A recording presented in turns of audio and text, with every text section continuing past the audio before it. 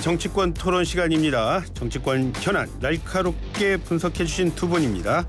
먼저 국민의힘 홍석천 의원 나오셨습니다. 안녕하세요. 예, 안녕하십니까. 반갑습니다. 예, 그리고 더불어민주당 박상혁 의원도 나오셨습니다. 어서 오세요. 예, 안녕하세요. 박상혁 의원입니다. 예. 자, 먼저 어제 있었던요. 각 당 대표님들 대표 연설부터 정리를 해보겠습니다. 먼저 홍 의원님. 네. 국민의힘 김기현 대표 연설 먼저 총평해 주시죠. 네, 어제 김기현 대표가 우리나라 이제 성장판이 좀 닫혀질까 좀 여러 가지로 이제 염려가 된다. 예. 이런 어떤 측면에서 대한민국의 미래를 열기 위해서 각 분야별로 좀 해야 될 일에 대해서 좀 많이 좀 언급을 했습니다. 정치권 같은 경우는 뭐 불체포특권 포기를 해서 뭐 세 가지 어떤 개혁 과제를 이제 뭐 이야기도 했고 또 경제 분야에 있어서는 특히 이제 법인세라든지 좀 이런 부분이 다른 어떤 선진국에 비해서 좀 지나치게 높은 것으로 인한 여러 가지 어떤 기업의 어떤 여러 가지 경영의 어떤 문제들 이런 어떤 문제들에 대해서 좀 우리가 도약하기 위해서 좀 개선을 해야 된다고 좀 이야기를 했고 특히 지금 윤석열 정부 들어와서 문재인 정부를 받았던 많은 어떤 적자를 좀 탈피를 좀 하고 하기 위해서는 이제 결국 이제 재정 준칙 이런 것을 반드시 좀 해서 이런 어떤 위기를 좀 극복해야 된다. 특히 이제 후쿠시마 뭐 방류 이런 것은 진짜 너무 이런 것 때문에 좀 국론이 분열되고 이런 것을 국민을 불안하게 해서는 안 된다. 이런 어떤 측면에서 좀 말씀을 좀 했습니다. 예, 김기현 대표 연설 어떻게 보셨습니까? 저는 김기현 대표가 집권 여당의 대표인데 마치 야당 그것도 한 3당 4당 대표 정도의 느낌이었습니다. 예. 왜냐하면 보통 집권 여당의 대표 연설은 국정의 동반자인 야당에 대해서 협조를 구하고 정부가 해야 할 일들에 대한 어떤 목표와 방향성의 제시 이러면서 안정감을 줘야 되는 게 보통 역대 어느 정당이든 이 여당 대표의 연설이었는데 김기현 대표는 전에 이제 야당 때 원내 대표를 했지 않습니까? 그때의 어떤 습성을 전혀 버리지를 않으셨더라고요. 어제도 보니까 뭐 이게 어디 유세장인지 전당대회에서 연설을 하는 건지 도저히 구분이 안 갈 정도로 제스처나 톤앤 매너 자체가 도저히 이거는 여당 대표의 모습이라고는 좀 봐지지가 않더라고요. 그러니까 지금 홍석천 의원님께서는 여러 가지 해야 할 일들이라든지 이런 부분들을 제시했다고 하는데 그러면 그에 맞는 태도와 메시지를 가지고 뭐 야당 의원들을 설득하고 국민들에게 이런 것들을 해 나갈 겁니다. 정부 여당은 이런 부분들을 제시해야 되는데 전혀 그런 부분이 아니라 오히려 이제 싸움을 걸려고 들어오셨더라고요. 초반부터.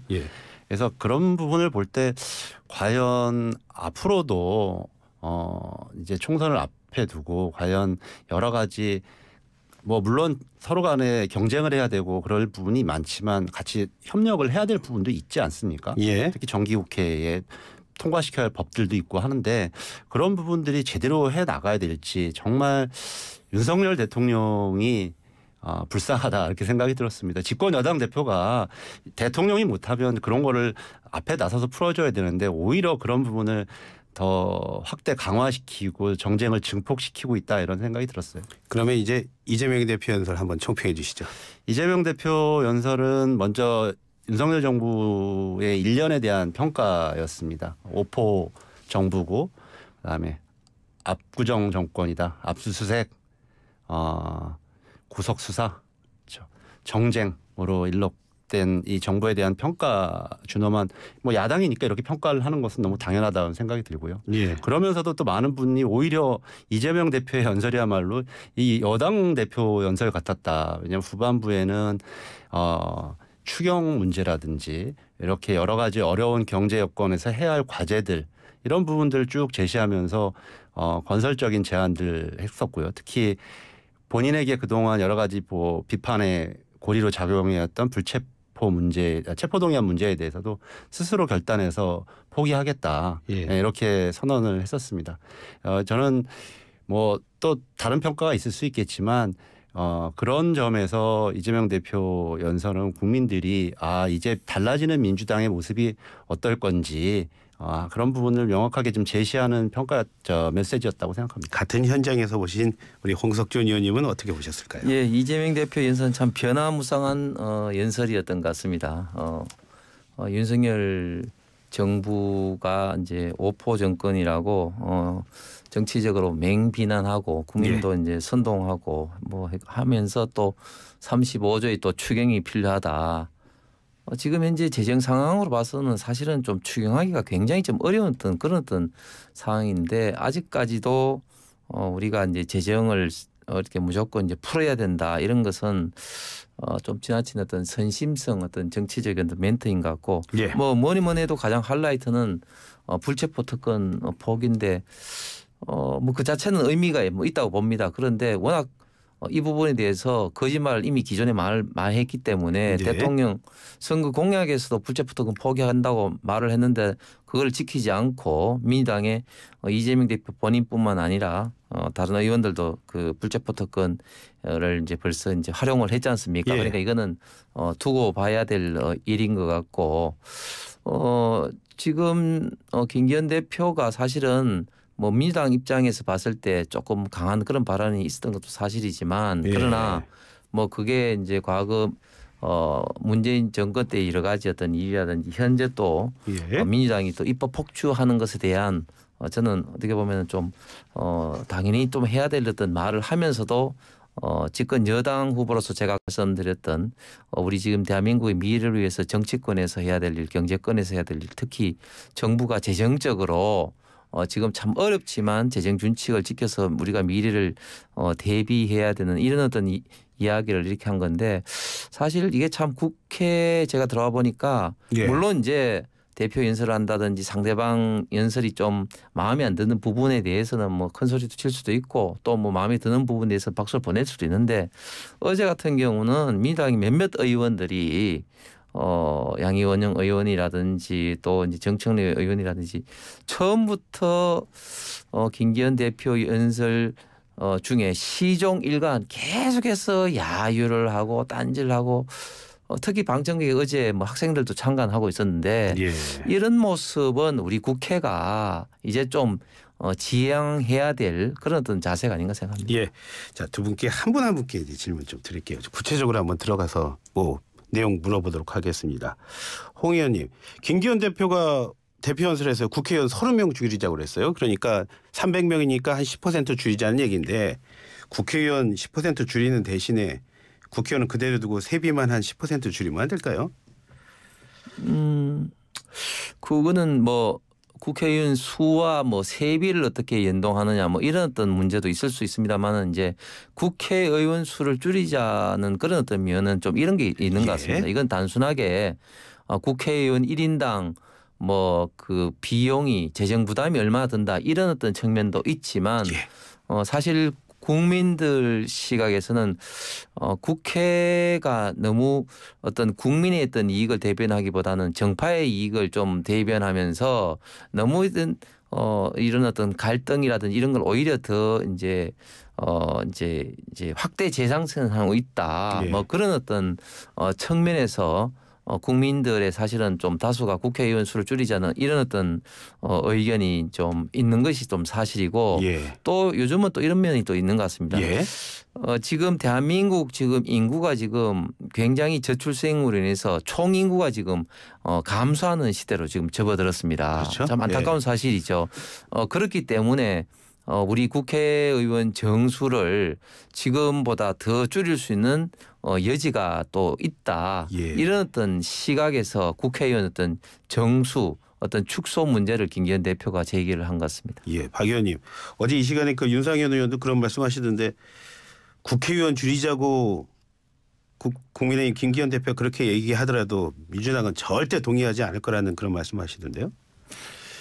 얼마 전에 이 정치 제도 개혁 관련되어서 KBS에서 여러 가지 공론조사 뭐 이렇게 했었던 적이 있었습니다. 예. 그랬을 때 기억나시는지 모르겠지만 오히려 여러 가지 수기 과정을 거치게 되니까 예. 오히려 의원 정수를 늘려야 된다라고 하는 것이 훨씬 더 많아졌었거든요. 예. 이거는 의원 정수를 줄인다라는 얘기는 지금 과연 그게 현실성에 근거한 것인지 예. 굉장히 포퓰리즘적으로 이 지금 김기현 대표가 저는 어제도 그런 메시지를 던졌다라고 생각합니다. 예. 그리고 전에도 보면 이 정치개혁 특위 선거법 관련되어서가 지금 이번만이 아니라 여러 과정들을 국면이 있었었는데 예, 지난 예. 4년 전에도 예, 예.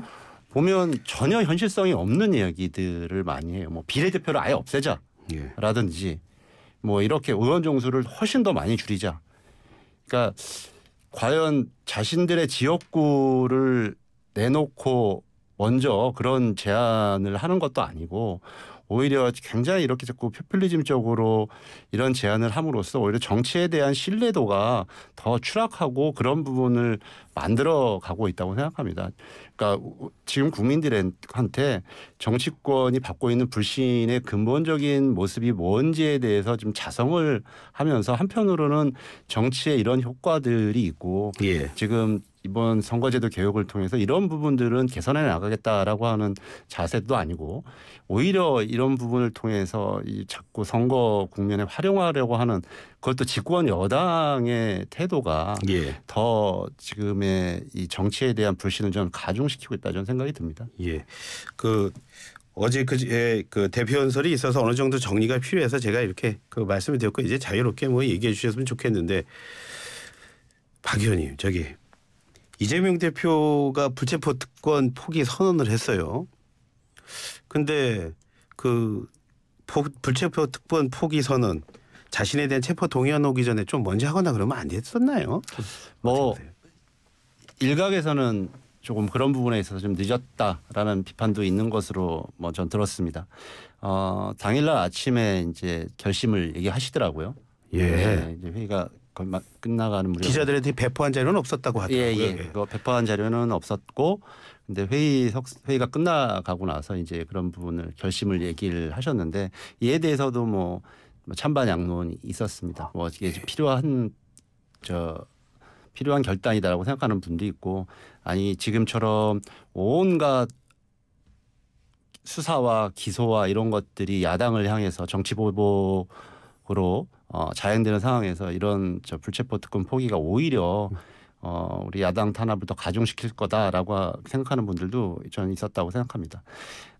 결과적으로 볼 때 근데 지금 이재명 대표에 대한 또 수사라든지 이런 게 끝이 아니거든요. 예. 뭐 일부 기소가 된 걸 수도 있지만 아직도 여러 사건들이 진행되고 있고 저는 앞으로도 올 가능성이 매우 높다 이렇게 생각을 하고 있습니다. 그래서 지금이라도 아마 본인은 굉장히 오랫동안 고민을 하신 것 같은데 왜냐하면 그 당시에는 본인의 문제뿐만 아니라 전체 야당에 대해서 갖고 있는 대표성 그리고 이에 대해서 스스로 포기를 하게 되면 야당에 대한 정치 보복이 가중될 것의 문제에 대한 이런 고민도 저는 있었다고 생각해요. 그런데 지금 이 시점에 이런 포기 선언을 함으로써 모든 것을 내던지고 저는 싸우겠다 이런 좀 결연한 자세가 하나 있고요. 두 번째로 지금 혁신위가 출발했습니다. 예. 혁신위를 논의하게 되면 여러 가지 문제를 논의하게 될 겁니다. 단순히 돈봉투 문제나 코인 문제뿐만 아니라 이런 문제들도 논의하게 될 텐데 저는 이재명 대표가 그런 부분에 어떤 의제 제한 없이 논의해달라. 그렇게 할 수 있도록 본인 스스로가 결단을 했다는 데 있어서 의미가 있고 평가를 합니다. 어떻게 보세요? 예, 이재명 대표의 국회 연설에서 애초에 이제 없었던 불체포 특권 포기에 대해서 뭐 여러 가지 설이 있죠. 뭐 첫 번째 설은 이제 앞으로 남은 이제 주된 것은 이제 쌍방울 대북 송금이라든지 백현동, 정자동 뭐 이런 사안인데 뭐 이런 사안에 대해서는 충분히 이제 다툴 볼 필요가 있다. 뭐 자신 있다. 뭐 이런 어떤 것도 있고 또 이런 걸 통해서 비명계 의원들을 어떻게 보면 좀 정리를 하는 어떤 그런 어떤 뭐 어떤 수단으로 하겠다. 뭐 그런 뭐 등등등 뭐 있는데 제가 볼 때는 이재명 대표가 다시 말하자면 저는 그 멘트 자체를 뭐 제가 의미를 참 부연하지만 일단은 그게 과연 어떻게 이제 실현이 될지 이재명 대표가 뭐 불체포 특권을 뭐 언급한 게 이번이 처음이 아니기 때문에 지난번 대선 때도 이야기를 했고 또 그 국회의원 그 개항 선거 출마할 때도 나는 뭐 틀어서 뭐 이제 난 3이기 때문에 불체포 특권 같은 뭐 그 때문에 지금 뭐 국회의원 출마하진 않는다 그런 식으로까지도 이야기를 했었죠. 그런데 그게 새빨간 이제 거짓말임이 드러났는데 과연 이제 불체포 특권이라는 게 본인이 포기를 하고 싶다고 해서 포기하는 것이 아니라 결국은 그게 들어왔을 때 결국 이제 회기가 열리게 되면은 국회의원들 또한 이런 어떤 투표로 또 하기 때문에 또 거기에 대해서 뭐 나중에 뭐 자기는 뭐 이렇게 뭐 불체포 특권을 포기하려고 하는데 그래도 당 의원들이 있다 이런 식으로 또 뭐 말을 돌릴 수도 있을 것 같고 어떻게 그게 이제 구현되는 건지는 뭐 이렇게 모르겠습니다. 어쨌든 간에 이번에 뭐 진작에 이렇게 됐으니까 뭐 정말 불체포 특권이 지금 국민들 대다수가 국회의 어떤 혁신, 국회의원의 혁신을 바라는 가장 중요한 요소가 불체포 특권 포기 아니겠습니까? 이런 것들이 진짜 좀 실천이 좀 되었으면 좋겠습니다. 진정성을 믿지 못하시는 건데? 아니, 홍 의원님께서 그래도 상대당 대표한테 새빨간 거짓말 이렇게 표현하시는 건 좀 적절치 않다라는 생각이 들고요. 뭐 여러 차례 과정들은 있었습니다만 국민들 앞에서 또 민의의 전당이 국회에서 그런 연설들을 했기 때문에 이번에 뭐 그런 검찰이 전혀 그런 뭐 구속영장 청구를 하지 않는다면 뭐 이게 발동될 일은 당연히 없는 거죠. 그런데 만약에 또 검찰이 지금과 같이 이재명 대표를 향해서 이런 계속적인 정치 보복을 향해 온다고 하더라도 본인들 이재명 대표는 국민들에게 약속한 것처럼 아마 당당하게 법원에서 그런 실질 심사를 받고 아마 이런 것들을 실천해 낼 거라는 건 뭐 이제 뭐 그것을 뭐 다른 이유로 뭐 회피하거나 그럴 수 있는 방법은 없는 것입니다. 김기현 대표가 불체포 특권 뭐 없애자고 서약하자고 그러는데 그러면 같이 도와주시면 이제 불체포 특권이 없어지는 건가요 이제? 그런데 그거는 좀 말이 안 되는 것이 아시는 것처럼 이게 헌법적인 권리잖아요. 그래서 스스로 무슨 서약을 한다고 하는 것이 아니라 결국은 자신들의 실천 행위죠. 예전에 아마 권성동 의원이 이렇게 자기가 스스로 걸어 나가서 그렇게 법원에 영장 실질 심사를 받았던 예가 있는데 그렇게 개별적으로 판단해 나가면 될 거고 또 국회의원들 한 명 한 명이 헌법기관이기 때문에 뭐 여야 상관없이 그런 부분들은 각자 좀 판단할 문제라고 생각합니다. 결국 그거에 대한 책임도 본인 각자 개인들이 또 지게 되겠죠. 앞으로도 이게 지금에만 있는 게 아니라 계속적으로 개헌을 하지 않는 이상 계속적으로 존속하는 문제일까요? 법적인 한계가 있는 문제인데 다른 것도 아니고 율사 출신이 김기현 대표가 왜 그런 말 하셨을까요?